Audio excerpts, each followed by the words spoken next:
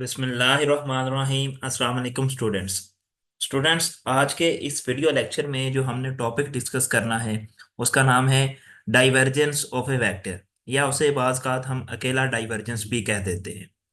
अब डाइवर्जेंस को समझने से पहले हमें थोड़ा सा उसका बैकग्राउंड जानना ज़रूरी है कि डाइवर्जेंस बेसिकली होता क्या है और ये कहाँ से आता है।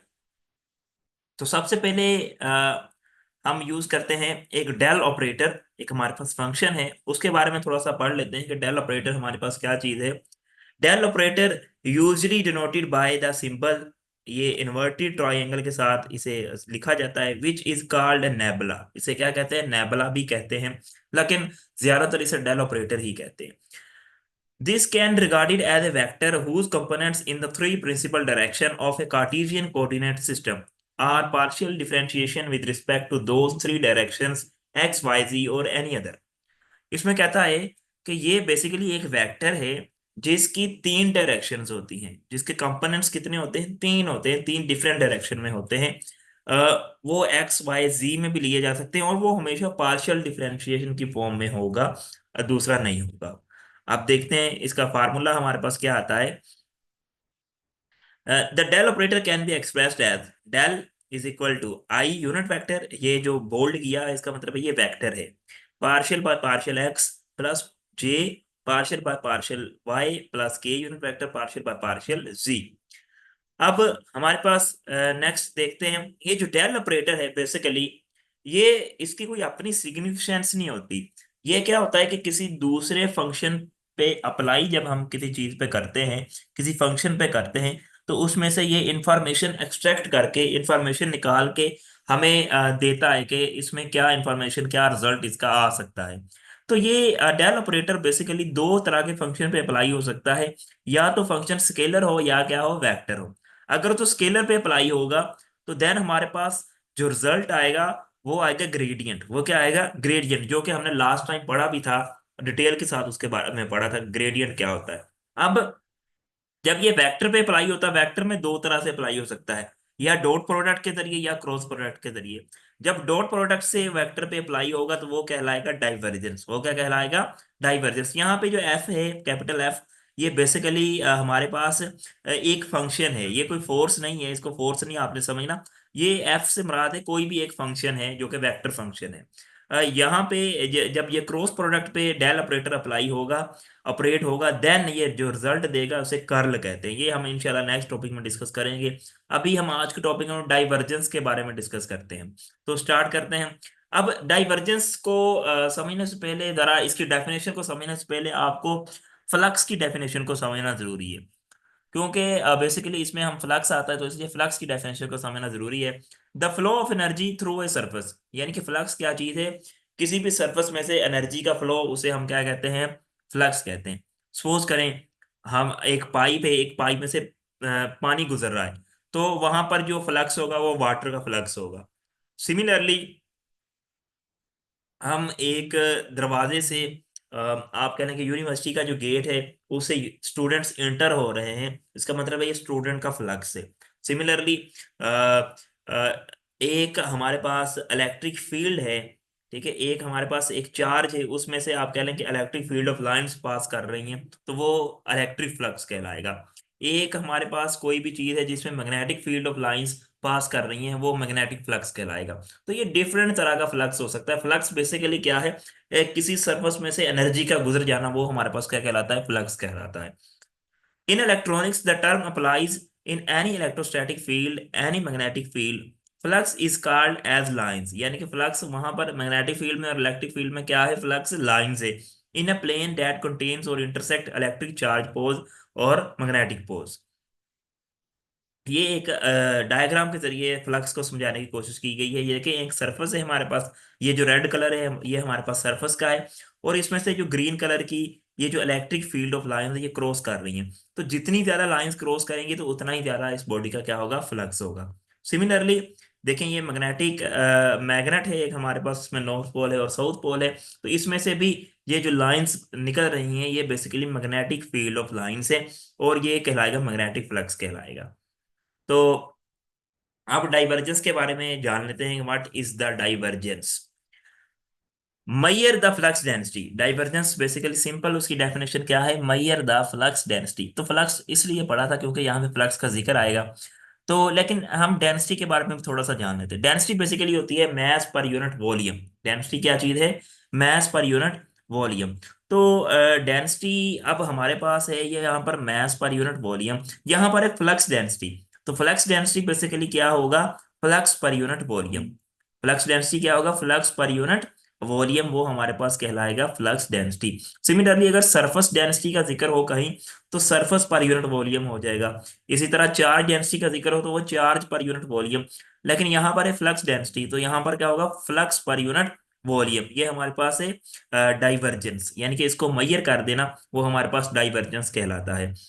The amount of flux entering और लिविंग ए पॉइंट, किसी एक पॉइंट से फ्लक्स कितना इंटर हो रहा है या कितना गुजर रहा है उसको मैयर करना, वो बेसिकली डाइवर्जेंस कहलाता है। अब इसका फार्मूला हमारे पास क्या होगा, divergence of a is equal to limit delta V approximately equal to zero या approaches to zero net flux over volume. अब अप्रोचेस टू जीरो से क्या बना देंगे, वॉल्यूम सरफेस की निस्बत, आप कह लें कि किसी भी चीज में, ठीक है, उसका जो वॉल्यूम है वो बहुत ज्यादा स्मॉल है। वो बहुत ज्यादा क्या है, स्मॉल है, यानी कि वो इतना स्मॉल है कि उसको अप्रोक्सीमेटली इक्वल टू जीरो कर देते हैं। वो बहुत ज्यादा स्मॉल वैल्यू है। अब देखें यहाँ पर वही सेम वैल्यू दोबारा लिखी है, डाइवर्जेंस ऑफ है equal to limit delta V approaches to zero. अब देन फ्लक्स का फार्मूला बेसिकली क्या है, जो हम पढ़ते हैं एफएससी में, वो ई डॉट डी ए था, क्योंकि उसमें electric field of lines pass कर रही थी। अब यहाँ पे ए डॉट डी ए इसलिए है कि ए कोई भी एक वेक्टर है, ए क्या है, कोई भी एक वेक्टर हो सकता है। डॉट डी ए हमारे पास क्या है, एरिया है। और डेल वी ये वॉल्यूम के लिए लिखा है, डेल वी। तो ये हमारे पास जो जर्नल इसका फार्मूला है मैथमेटिक्स में, जब हम प्रूव करेंगे, del dot a is equal to partial a x over partial x plus partial a y over partial y plus partial a z over partial z. ये हमने डाइ फार्मूला प्रूव करना है। थोड़ा सा डाइवर्जेंस के बारे में और पढ़ लेते हैं। Divergence is an operation which is performed on A vector and that results in scalar quantity. तो डाइवर्जेंस एक ऐसा ऑपरेशन है जब ये परफॉर्म्ड होगा किसी भी वेक्टर पे, जो रिजल्ट देगा वो स्केलर क्वांटिटी देगा। It tells how much flux is entering और leaving a small volume per unit volume. ये बताता है कि किसी भी बॉडी में, किसी भी स्मॉल वॉल्यूम में कितना फ्लक्स इंटर हो रहा है या लीव कर रहा है पर unit volume. Divergence is just net flux पर यूनिट वॉल्यूम। डाइवर्जेंस क्या है, नेट फ्लक्स है पर यूनिट वॉल्यूम का। और डाइवर्जेंस का ये फार्मूला पहले भी हमने पढ़ा है, divergence equal to flux over volume. It states that sum of all sources minus the sum of all sinks given the net flow of the region. अब डाइवर्जेंस डिफरेंट टाइप्स के हो सकते हैं। एक होता है जीरो डाइवर्जेंस, एक होता है पॉजिटिव डाइवर्जेंस, और एक होता है नेगेटिव डाइवर्जेंस। सबसे पहले देखते हैं जीरो डाइवर्जेंस क्या है। जीरो डाइवर्जेंस हमारे पास है no net flux inside the region of volume, कि एक वॉल्यूम में कोई भी अगर फ्लक्स पास ना कर रहा हो, यानी कि अमाउंट ऑफ लिविंग फ्लक्स और अमाउंट ऑफ एंटरिंग फ्लक्स वो दोनों सेम हो, तो वो कहलाएगा हमारे पास जीरो डाइवर्जेंस। वो क्या कहलाएगा, जीरो डाइवर्जेंस। यानी कि देखें ये लाइन इसमें से पास ही नहीं कर रही, ये बाहर से गुजर रही है, तो इसमें कोई चेंज नहीं आएगा फ्लक्स में, तो देन ये जीरो डाइवर्जेंस कहलाएगा। सिमिलरली पॉजिटिव डाइवर्जेंस क्या चीज है, कि पॉजिटिव डाइवर्जेंस वो चीज है जब amount of living flux amount of entering flux से ज्यादा हो जाए तो वो पॉजिटिव डाइवर्जेंस कहलाएगा। इससे एक सिंपल सी एग्जांपल है, एक पाइप है हमारे पास, अगर पाइप में से जो पानी गुजर रहा है, जो इंटर हो रहा है पानी वो कम है, लेकिन जो निकल रहा है वो पानी क्या है, ज्यादा है, तो देन उसका जो डाइवर्जेंस होगा वो पॉजिटिव होगा। अब पानी ज्यादा कैसे होगा, हो सकता है कोई और पाइप उसके लिंक हो और वो पानी के जरिए से भी वो पाइप के जरिए से भी पानी आ रहा हो, देन जो पानी है उसका फ्लो रेट ज्यादा हो जाएगा, तो पानी ज्यादा अमाउंट में निकलेगा, उसे कहते हैं पॉजिटिव डाइवर्जेंस। ये एक और एग्जांपल है, पॉजिटिव चार्ज है।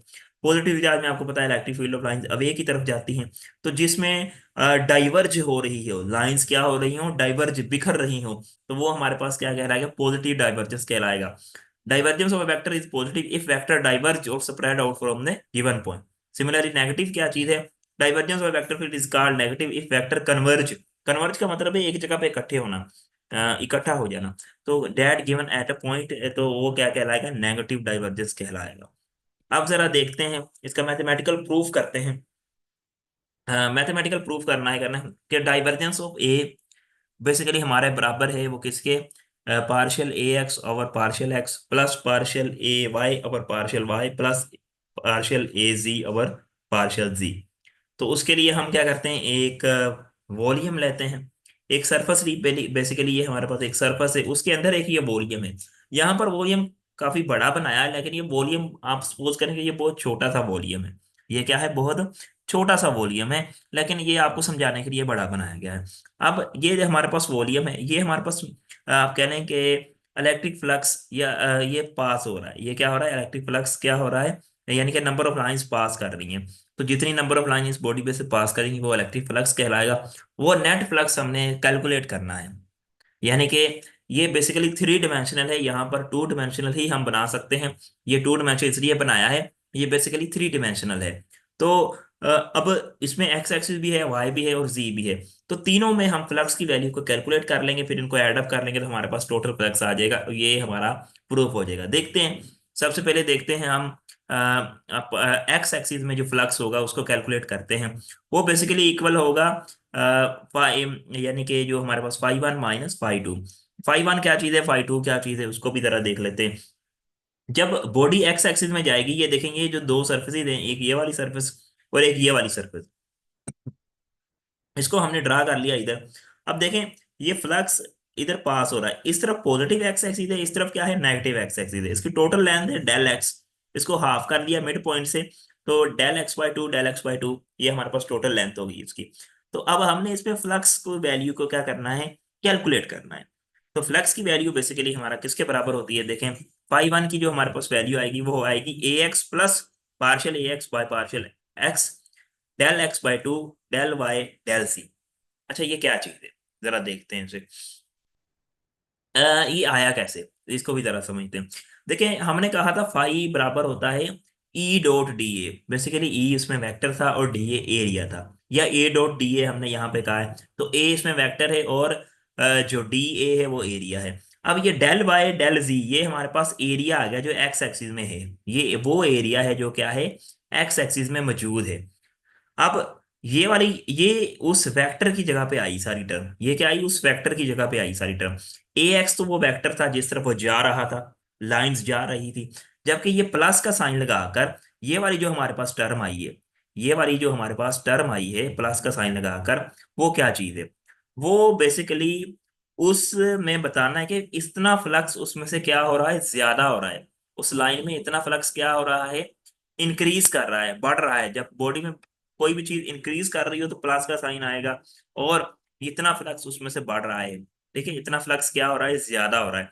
ए एक्स तो ऑलरेडी था, लेकिन चूंकि वो पॉजिटिव एक्स की तरफ जा रहा है तो अभी जा रहा है, रुका नहीं है, तो ज्यादा की तरफ जा रहा है। जब ज्यादा होगा तो प्लस का साइन आएगा और इतना फ्लक्स क्या होगा, ज्यादा होगा। सिमिलरली फाइव टू बेसिकली वो नेगेटिव की तरफ जा रहा है, जब नेगेटिव की तरफ जा रहा है तो इसका मतलब है कम हो रहा है, तो नेगेटिव का साइन आएगा, साथ बाकी सारी टर्म वैसे की वैसे आ जाएगी। फिर दोनों को क्या किया, five one minus five two किया, तो हमारे पास इन दोनों को जमा किया, माइनस किया। तो देखें डेल वाई डेल जी दोनों में है, तो ये क्या आ जाएगा, कॉमन आ जाएगा। बाकी क्या रह जाएगा, ए एक्स प्लस ये वाली टर्म रह जाएगी माइनस ए एक्स, और ये माइनस और माइनस क्या बन जाएगा, प्लस के साथ ये वाली टर्म के साथ लिख जाएंगे।